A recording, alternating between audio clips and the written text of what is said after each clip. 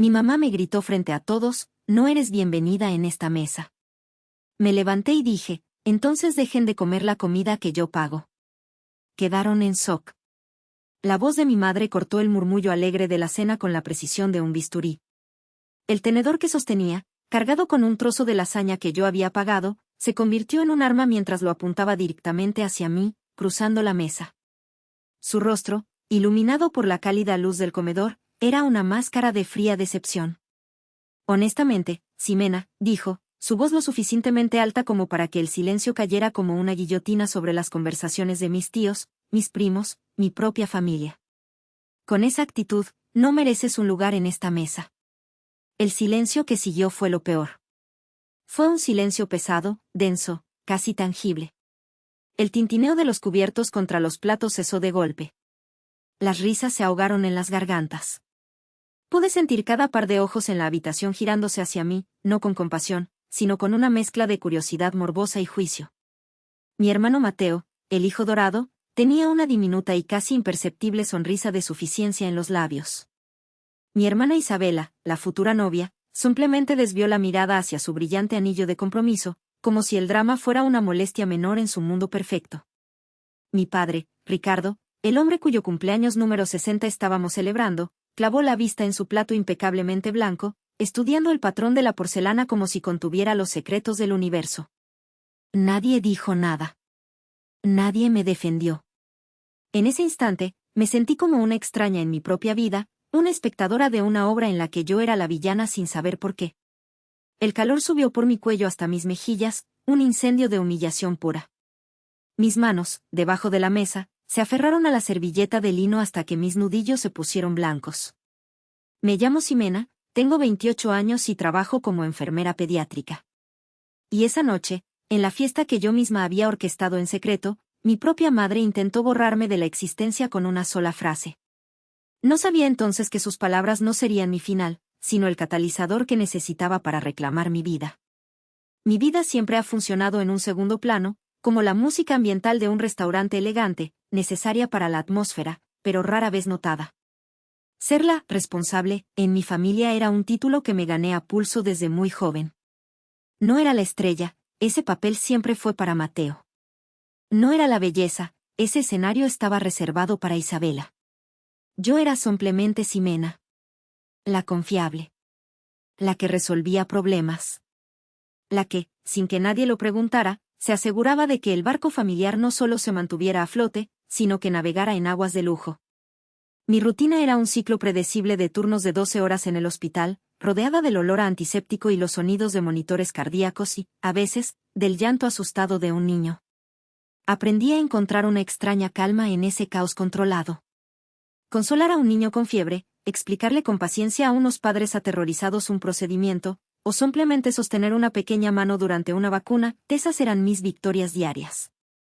Eran victorias silenciosas, invisibles para el mundo exterior, y ciertamente invisibles para mi familia. Al final de cada turno, la fatiga se sentía como un manto pesado sobre mis hombros. Conducía a casa a mi pequeño y ordenado apartamento, un santuario de silencio que contrastaba brutalmente con el ruido constante de mi trabajo y el drama perpetuo de mi familia. Pero antes de llegar a mi refugio, casi siempre había una parada obligatoria, el supermercado o el cajero automático. Porque ser responsable significaba ser la contribuyente silenciosa. Significaba trabajar turnos dobles no solo para pagar mis propias cuentas, sino para enviar una suma considerable a casa cada mes, sin falta. Para la hipoteca, decía mi madre en un mensaje de texto.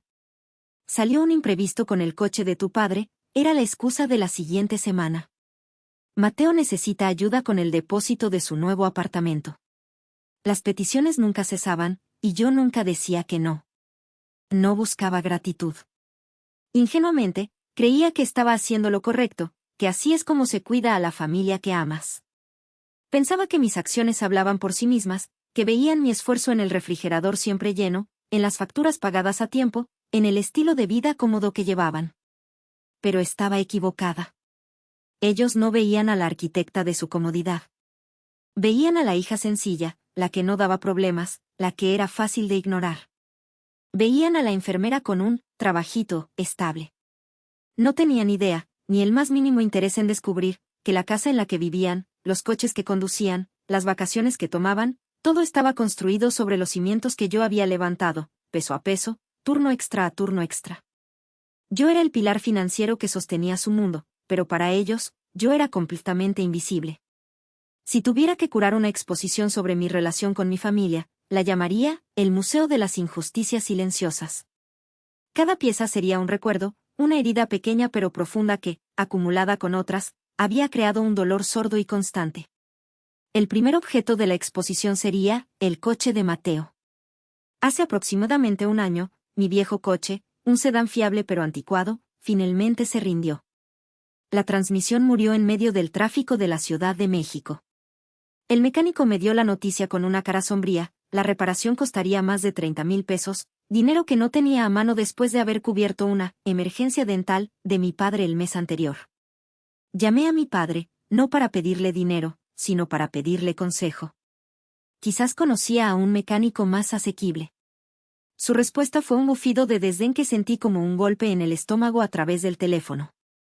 «Ay, Ximena, esto es lo que pasa cuando no administras bien tu dinero», dijo. Su tono era el de un profesor regañando a una niña tonta. «Tu hermano Mateo acaba de dar el enganche para una camioneta nueva. Quizás deberías pedirle a él algunas lecciones sobre responsabilidad financiera». Me quedé sin palabras. ¿Lecciones de responsabilidad financiera? Quería gritarle que la única razón por la que Mateo tenía dinero para un enganche era porque yo estaba cubriendo las facturas que él debería estar pagando. Apenas 2 semanas antes de esa llamada, yo les había transferido 50,000 pesos para un supuesto impuesto predial de emergencia. ¿Lo había olvidado tan rápido, o simplemente no importaba? La hipocresía era tan densa que casi podía saborearla. «Está bien, papá», susurré, y colgué. Terminé pidiendo un préstamo personal para arreglar mi coche. La segunda pieza del museo sería el vestido de novia de Isabela. Mi hermana estaba en pleno modo bridecilla. Insistió en que la acompañara a una boutique ridículamente cara en Polanco para probarse vestidos. Pasamos un sábado entero viéndola pavonearse con vestidos de encaje y seda, cada uno más elaborado que el anterior. Finalmente, encontró el elegido. Era hermoso, cubierto de perlas diminutas, con una cola que parecía interminable. También costaba 90,000 pesos, el doble de su presupuesto. Se paró frente al espejo de 3 cuerpos, y las lágrimas comenzaron a brotar de sus ojos. Fue una actuación magistral. «Es perfecto», sollozó. «Pero no puedo pagarlo». Esa noche, mi madre me llamó. Su voz era melosa, pero con un filo de acero por debajo. «¿Sabes cuánto significa este vestido para tu hermana, Ximena?», dijo. «Sería un gesto tan maravilloso de tu parte si la ayudaras». No era una petición, era una orden. Estaba tan agotada emocionalmente en ese punto que simplemente acepté. Pagué la mitad de su vestido de novia, 45,000 pesos que salieron directamente de mis ahorros. Unas semanas después, cuando le pregunté casualmente dónde me sentaría en la ceremonia, me informó con total naturalidad que habían tenido que ponerme en una mesa en la parte de atrás, lejos de las mesas familiares principales, para hacer espacio a los parientes importantes de su prometido. La pieza final, la que estaría en el centro de la sala, se llamaría El logro insignificante. Ocurrió en una carne asada en el jardín de unos vecinos. Era una tarde soleada, los niños corrían, la música sonaba. Debería haber sido un día agradable. La señora Gaby, una vecina que me conocía desde niña, se acercó a saludarme. «Ximena, qué gusto verte». «¿Qué has estado haciendo?», preguntó con genuina calidez. Abrí la boca para contarle sobre la nueva certificación en traumatología pediátrica en la que había pasado los últimos 6 meses estudiando noches y fines de semana. Era un logro profesional del que estaba inmensamente orgullosa. Pero antes de que pudiera pronunciar una palabra, mi madre apareció a mi lado, con un vaso de plástico de agua de horchata en la mano. Soltó una risita condescendiente. «Oh, Ximena sigue con su cosita de ser enfermera», dijo, agitando la mano como si espantara una mosca. «Pobrecita. Pero estamos tan orgullosos de Mateo. Él es el verdadero triunfador de esta familia». Me dio una palmadita en el brazo, como si yo fuera una niña de 5 años que acababa de mostrarle un dibujo hecho con crayones. Luego se dio la vuelta y se alejó, dejándome allí, de pie junto a la señora Gaby, sintiéndome más pequeña e insignificante que nunca. Mi certificación, mi carrera, mi trabajo duro, todo era solo una cosita de ser enfermera. En ese preciso momento, algo dentro de mí no solo se rompió. Se endureció. El dolor seguía ahí, pero empezó a sentirse diferente. Empezó a sentirse como combustible. La planificación del cumpleaños número 60 de mi padre se convirtió en mi proyecto secreto, mi obsesión silenciosa. Quería que fuera perfecto, no por buscar su aprobación, sino porque, en el fondo de mi corazón herido, todavía lo amaba. Quería regalarle una noche de felicidad pura, una noche en la que se sintiera celebrado como el rey que, en mi infancia, yo creía que era. Durante semanas, dediqué mis pocas horas libres a organizar cada detalle. Recordé conversaciones casuales, comentarios al aire que ellos probablemente habían olvidado al instante.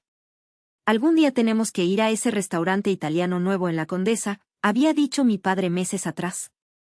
Así que contacté al restaurante, la Trattoria del Ponte, y contraté su servicio de catering completo. Negocié el menú por correo electrónico, asegurándome de que incluyeran sus platillos favoritos, el osso buco, la pasta fresca con trufa, el tiramisú casero. Recordé cómo se había quedado mirando el escaparate de una joyería en el centro comercial unas semanas antes de Navidad, admirando un reloj de marca suiza con correa de cuero. Demasiado elegante para mí, suspiró, pero sus ojos brillaban de anhelo. Encontré el modelo exacto en línea y lo compré, pidiendo que lo envolvieran en una caja discreta. El pastel fue el toque final. Un pastel de 3 pisos de chocolate amargo y frambuesa de su pastelería favorita, esa a la que solo íbamos en ocasiones verdaderamente especiales. Hice todo esto desde la soledad de mi apartamento, en la pantalla de mi computadora portátil. Y para que todo funcionara sin que ellos sospecharan, utilicé el método de siempre, transferencias bancarias a la cuenta de mi madre.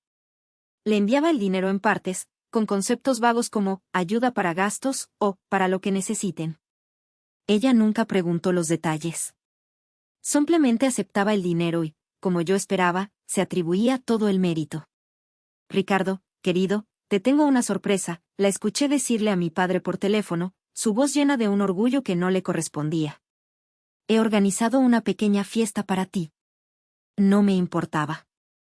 O, para ser más precisos, me convencí a mí misma de que no me importaba. El reconocimiento no era el objetivo.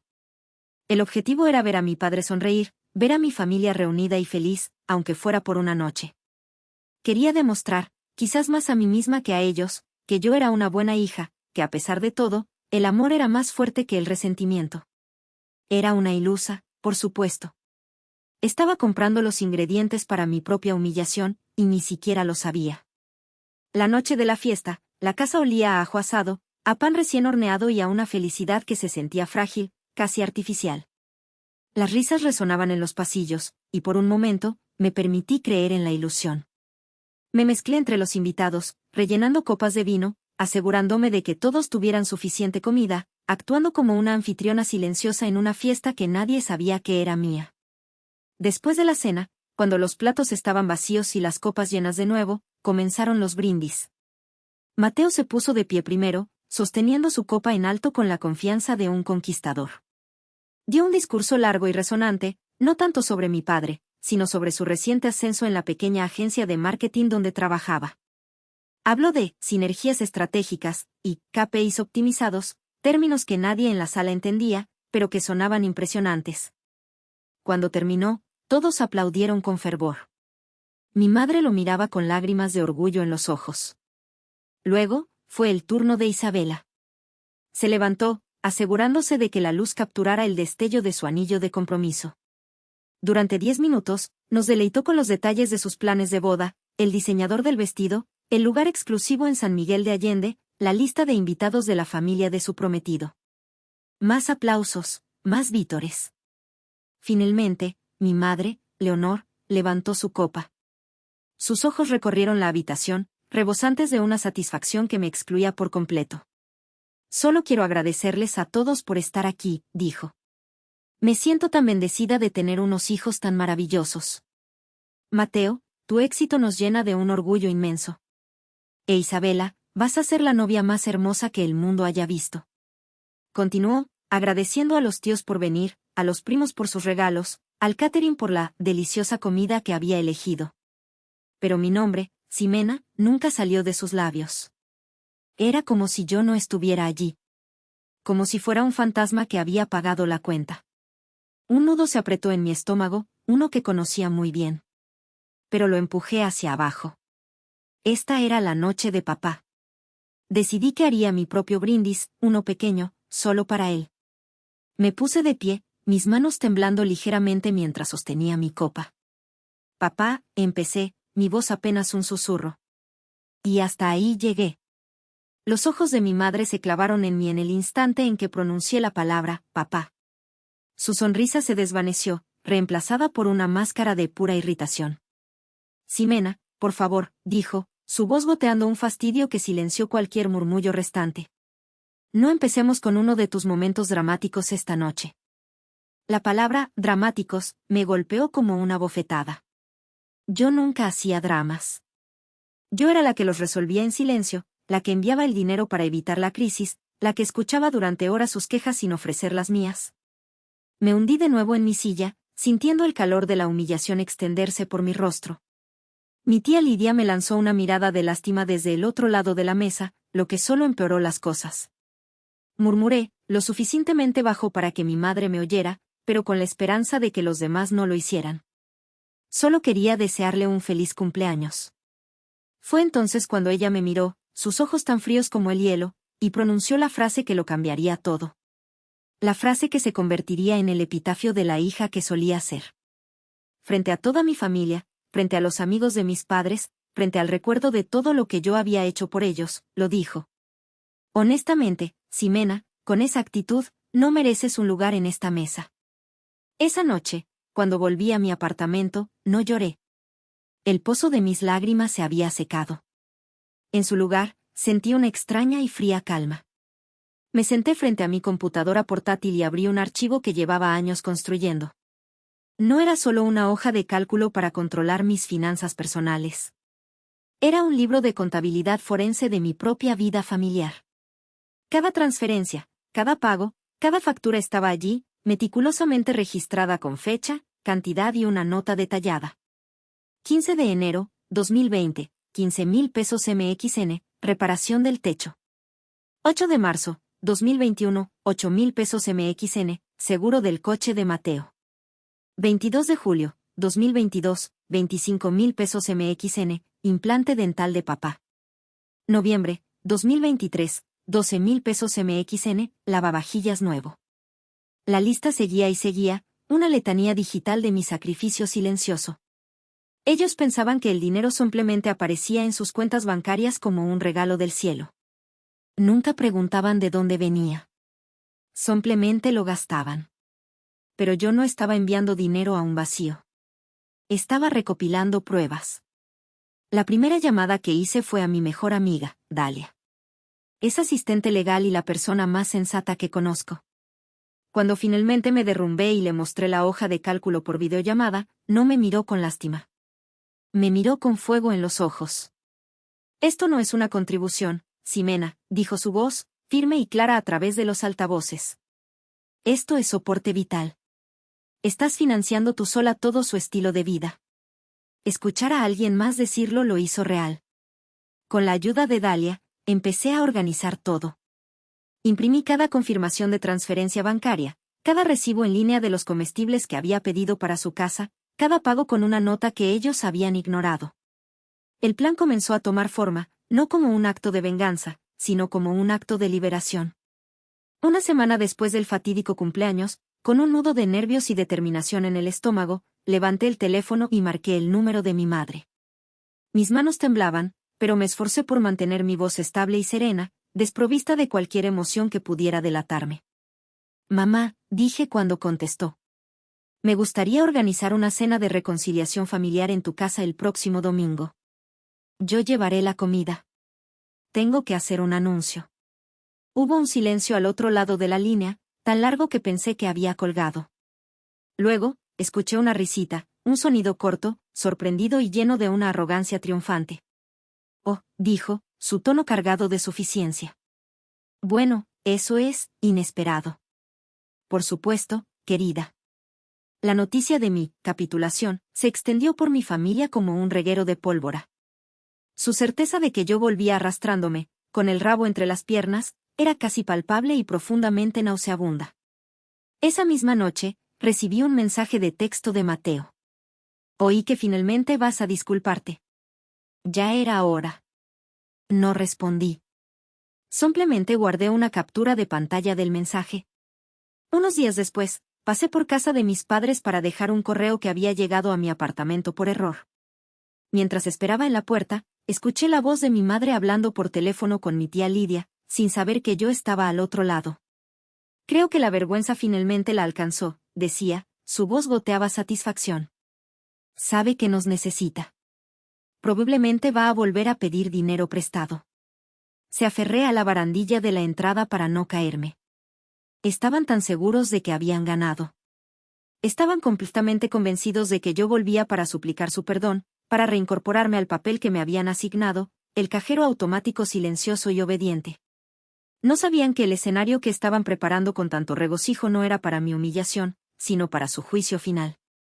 No tenían idea de que en esta obra, los actores principales estaban a punto de cambiar, y yo, por primera vez, iba a ser la directora. La noche de la cena de reconciliación estaba cargada de una tensión casi eléctrica. Fiel a mi palabra, llegué con la comida. Elegí deliberadamente el mismo restaurante italiano, la Trattoria del Ponte. Quería que el sabor del osobuco y la pasta fresca les recordara la celebración que habían convertido en mi humillación. Mi madre no había cocinado nada, la mesa estaba puesta con su mejor vajilla, esperando mi ofrenda de paz. Durante la cena, mantuvieron una conversación forzada y superficial. Hablaron del clima, de un programa de televisión, de los planes de la boda de Isabela. Sus palabras fluían a mi alrededor, evitándome cuidadosamente, como el agua de un río que rodea una roca. Yo apenas probé la comida. Mi estómago era un nudo apretado, pero esta vez no era por miedo ni por tristeza. Era por anticipación. Finalmente, cuando el postre fue servido, el mismo tiramisú que yo había ordenado para el cumpleaños, mi padre se aclaró la garganta y me miró por encima de la mesa. Y bien, Ximena, dijo, asumiendo el papel de patriarca. Tu madre dijo que tenías un anuncio que hacer. La mesa se quedó en silencio. Todos los ojos se posaron en mí.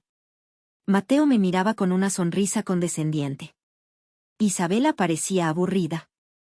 Mi madre me observaba con una expresión de impaciencia, como si estuviera esperando que me arrodillara y pidiera perdón. Tomé una respiración lenta y profunda. Pero antes de que pudiera decir una palabra, mi madre se me adelantó, incapaz de resistir la oportunidad de dar el golpe de gracia.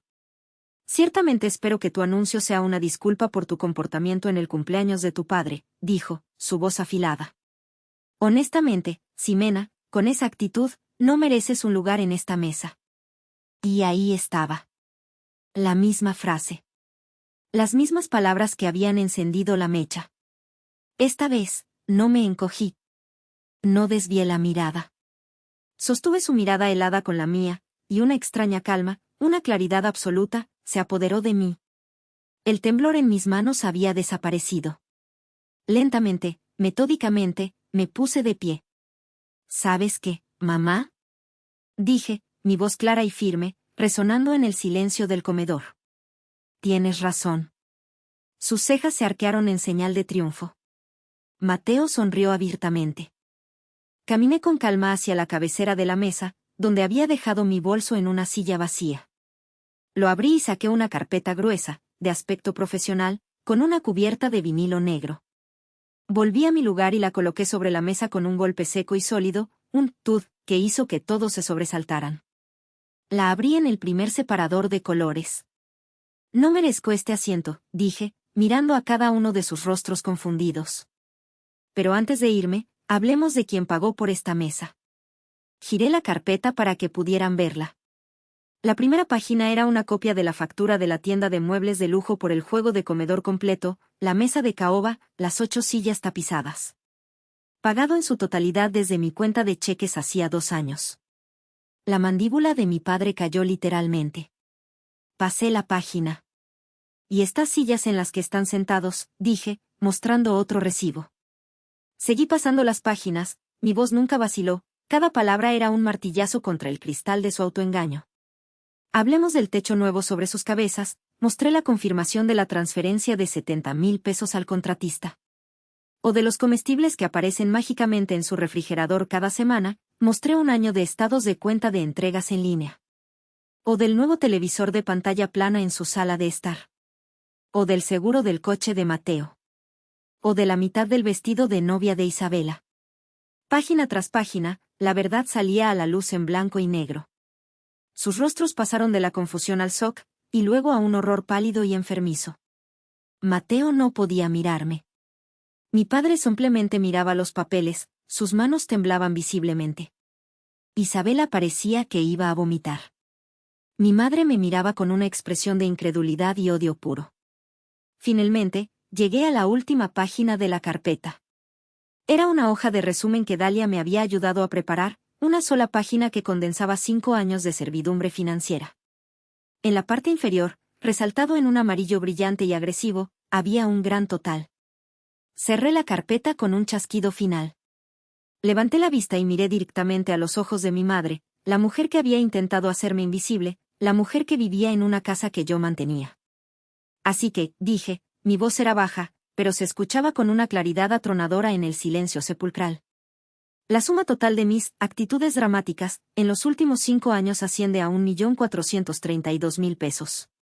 Dejé que la cifra flotara en el aire, que se asentara sobre ellos como una nube de ceniza. Entonces, si no merezco un lugar en esta mesa, continué, inclinándome ligeramente hacia adelante, entonces necesito que dejen de comer la comida que yo pago. Necesito que dejen de vivir bajo el techo que yo reparé.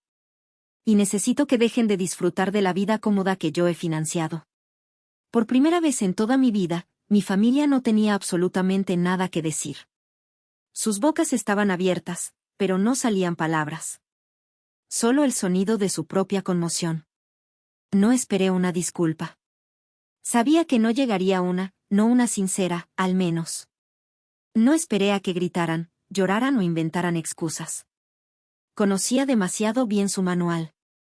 Simplemente me di la vuelta, recogí mi bolso y la carpeta negra, la prueba de mi liberación, y caminé hacia la puerta principal. No miré hacia atrás. No necesitaba escuchar sus palabras vacías. Mis acciones, y la verdad expuesta en su cara mesa de comedor, habían hablado por mí. Al salir al aire fresco de la noche, respiré hondo. Se sintió como la primera bocanada de aire real que había tomado en años. Un peso que ni siquiera me había dado cuenta de que llevaba, el peso de sus expectativas, de sus desprecios, de su falta de respeto, se levantó de mis hombros. No estaba abandonando a mi familia. Estaba reclamando mi vida. Por una vez, su silencio no me dolió. Me liberó. En ese momento, finalmente entendí que había estado gastando el dinero que tanto me costó ganar tratando de comprar su amor y respeto, pero esa era una moneda que ellos nunca valorarían. Me perdieron ese día, y nunca, jamás, volví a mirar atrás. ¿Actué de forma correcta? ¿Qué hubieran hecho ustedes en mi lugar?